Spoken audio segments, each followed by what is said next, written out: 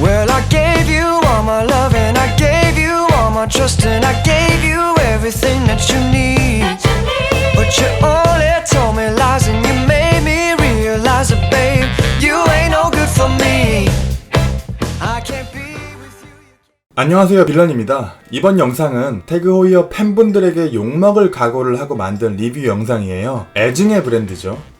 태그 호이어의 까레라 크로노그래프입니다.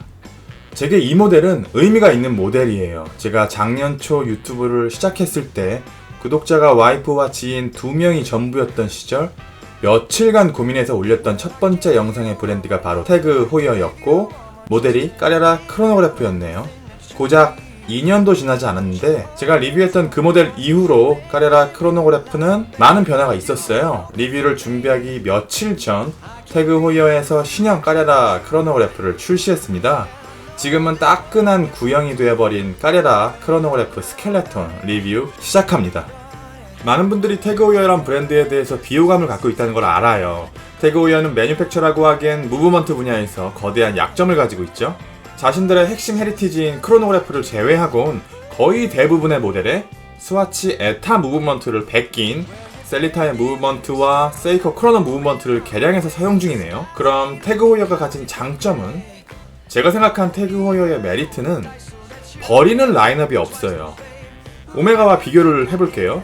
오메가의 모델은 크게 4개로 분류되어 있고 컨스틸레이션 2개의 라인, C마스터 8개의 라인, 스피드마스터 9개의 라인, 드빌 6개의 라인이 있어요. 총 25개의 라인업이 준비 중인데 이 중에서 실제로 대중들이 접근 가능하고 그레이 마켓에서 원활하게 거래가 되는 라인들은 다이버 300, 아쿠아테라, 플래닛 오션, 무너치 이렇게 4개뿐이에요. 25개의 라인업 중에서요. 다른 라인업의 모델들이 구리다, 가치가 없다는 말이 절대 아닙니다. 태그 호이어를 볼까요? 까레라, 포뮬러 1, 아쿠아레이서, 모나코, 오타비아, 링크 비교적 최근에 만들어진 오타비아를 제외하곤 전부 태그 호이어가 가진 헤리티지가 묻어있는 라인들이고 버리는 라인업이 없어요.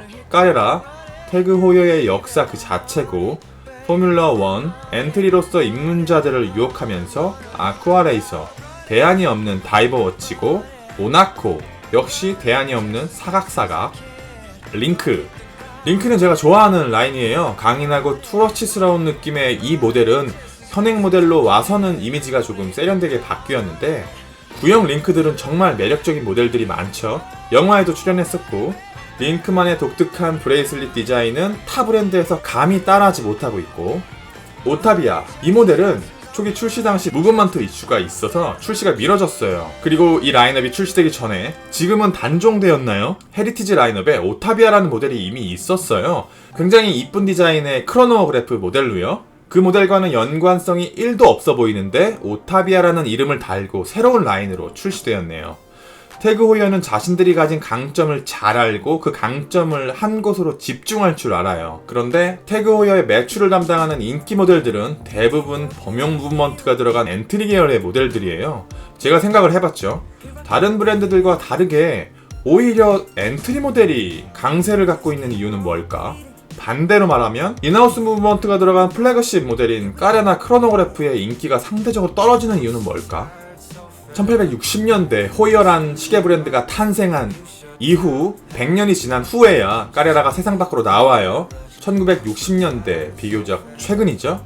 이미 오메가에겐 문워치가 있었고 수동 크로노 무브먼트에서 벗어난 롤렉스 데이토나가 만들어지기 직전이었어요. 1963년도부터 1970년도까지 출시된 1세대 까레라, 이 당시 호이어는 크로노 무브먼트를 빌려왔어요. 태그 호이어는 2020년 아직까지 무브먼트를 빌려오고 있네요. 1970년대 2세대 까레라 모델들은 조금씩 포뮬러 1 냄새가 섞이기 시작해요. 그러나 쿼츠 파동이 터지고 까레라가 좋은 말로 단종, 나쁜 말로 망했습니다. 1996년이 돼서야 다시 부활하게 되고 르마니아 무브먼트를 사용한 까레라 크로노그래프로 1세대 까레라를 거의 그대로 복각해줬죠. 2005년에 다시 복각이 되면서 이번에는 38mm로 사이즈가 커지고 에타 무브먼트를 사용하면서 사파이어 글라스로 바뀌었어요. 이 이후로 간간히 빈티지 까레라를 복각하면서 애호가들의 지갑을 털고 있는데 지금까지 복각된 까레라 중에 가장 잘 만든 것은 프래그먼트와 콜라보를 진행한 이 모델 같아요. 800만원대로 출시되었는데 지금 이게 프리미엄이 많이 붙어서 1000만원이 넘어갔을 거예요. 제가 가장 갖고 싶어하는 크로노 모델이에요. 장클로드 비버라고 시계업계에서 전설적인 인물이 있어요. 이 모델은 비버 옹이 태그호이어 CEO에 취임하면서 만들어진 모델이에요. 그의 작품이죠. 새로운 까레라를 만들되 여전히 까레라로서 존재해야 된다라는 철학을 품고 만들어진 보다 진보한 까레라입니다. 까레라의 DNA를 전부 가지고 있어요. 다이얼, 인덱스, 핸즈, 케이스까지. 그런데 각 부분들의 소재나 디자인을 전부 현대적으로 변형시키면서 전체적인 느낌이 완전히 달라졌어요. 인덱스는 까레라가 가지고 있던 사다리꼴 인덱스의 디자인을 그대로 유지하면서 더 화려하고 더 거대하게 변형되었네요. 이 모델의 가장 큰 문제점은 바로 가독성이에요.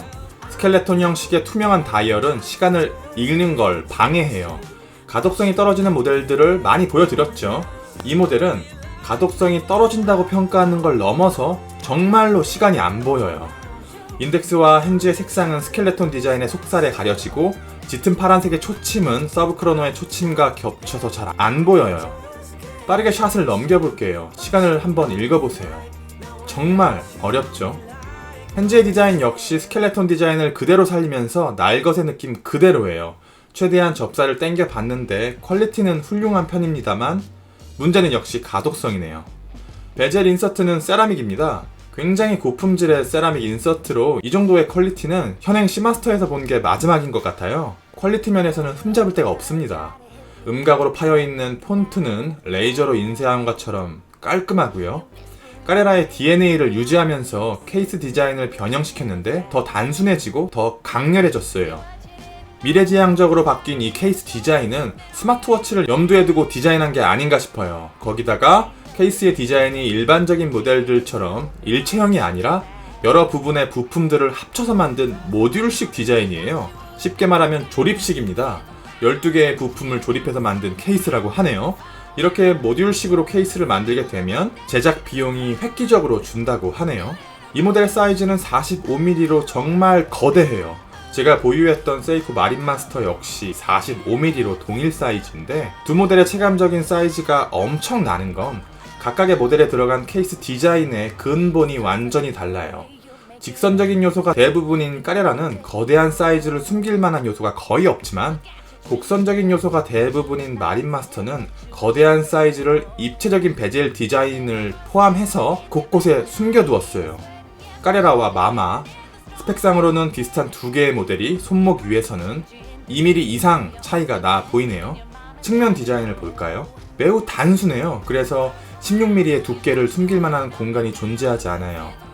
이와 비슷한 디자인의 케이스를 가진 모델이 바로 오리스의 에커스예요. 통짜의 디자인을 가진 오리스 에커스의 케이스 역시 이 모델과 비슷한데요. 오리스는 통짜 허리를 숨기기 위해서 러그를 거의 제로에 가깝게 없애버렸죠. 럭투럭은 52mm로 착샷을 보시면 아시겠지만 17mm인 제 손목 둘레로는 버거워요.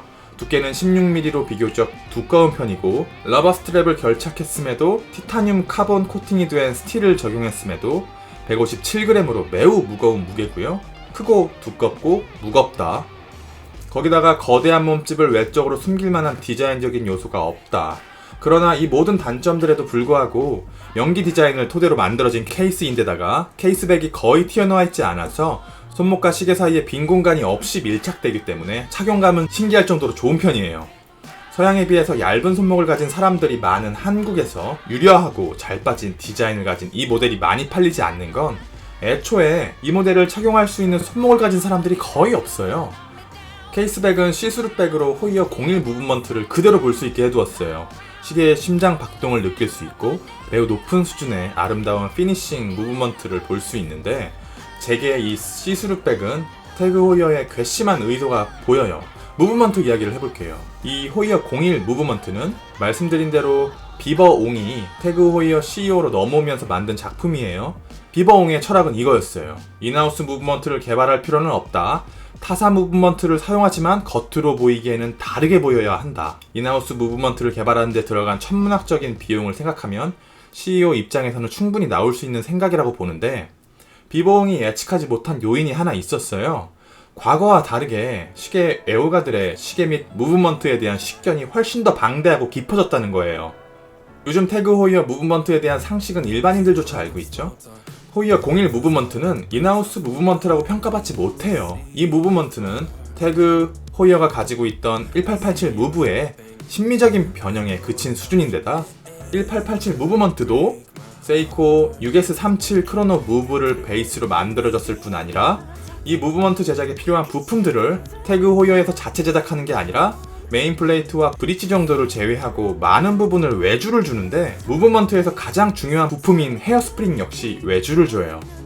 심미적인 측면에서의 업그레이드라 외적으로는 정말 대단해 보이는 무브먼트고 이를 위해서 시스루백으로 감상 가능하게 만들었지만 성능적인 면에서는 크게 달라진 게 없어요.